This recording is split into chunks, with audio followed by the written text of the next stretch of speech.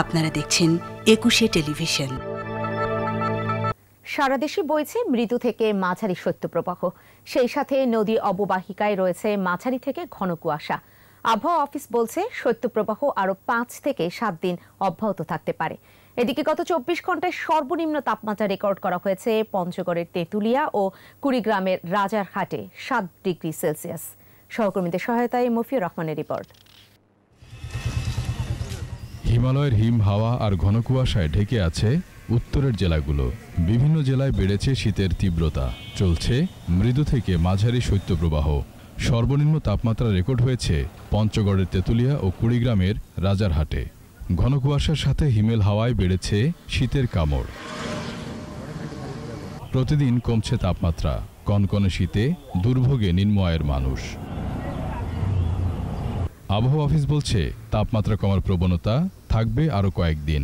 এই শৈত্যপ্রবাহটা সামনে যে ৫ থেকে ৭ দিন অব্যাহত থাকবে, এটা মৃদু থেকে মাঝারি হিসাবেই এটা বিরাজ করবে। তীব্র শৈত্যপ্রবাহ হওয়ার সেরকম সম্ভাবনা নেই, অর্থাৎ ৬ ডিগ্রির নিচে নামার তেমন একটা সম্ভাবনা নেই। জানুয়ারির শুরুতে আরও একটি শৈত্যপ্রবাহ আসতে পারে বলেও জানায় আবহাওয়া অফিস। বর্তমানে আসলে যে শৈত্যপ্রবাহ আমি আগে বলেছি যে এইটা স্বাভাবিকই। আসলে ঘন কুয়াশায় ঢেকে আছে উত্তরের জেলা রংপুর, লালমনিরহাট ও ঠাকুরগাঁও। যান চলাচল ব্যাহত হচ্ছে। দিনের বেলাতেও গাড়ি চলছে হেডলাইট জ্বালিয়ে। আমার শীতের কাপড়াও নেই, আমার কামলা চললে খায়, না চলে না। যখন ঠান্ডা বেশি নাগে তখন আগুন তো পাই। সিরাজগঞ্জ, বগুড়া ও গাইবান্ধাও প্রবল শীতের কবলে। কনকনে শীতে বিপর্যস্ত জনজীবন। খড়কুটো জ্বালিয়ে শীত নিবারণের চেষ্টা প্রান্তিক জনগোষ্ঠীর।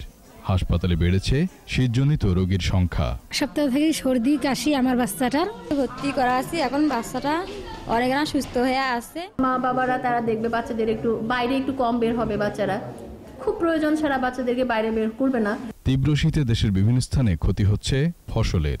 এই অবস্থা দীর্ঘস্থায়ী হলে আলুসহ রবি শস্য ফসলের ফলন কমে যাওয়ার আশঙ্কা করছেন চাষিরা।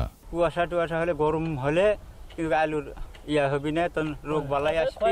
হয়নি, ক্ষয়ক্ষতি হওয়ার সম্ভাবনা আছে। লাগানোর পরে যে একটা তেজ ছিল, মানে উর্বরতা শক্তি বেশি ছিল, এবার লাগানোর পর থেকে রোদ পায়নি। হিমেল হাওয়া আর কুয়াশায় দুর্বিপাকে রয়েছে ভাঙন কবলিত নদী তীরবর্তী মানুষ।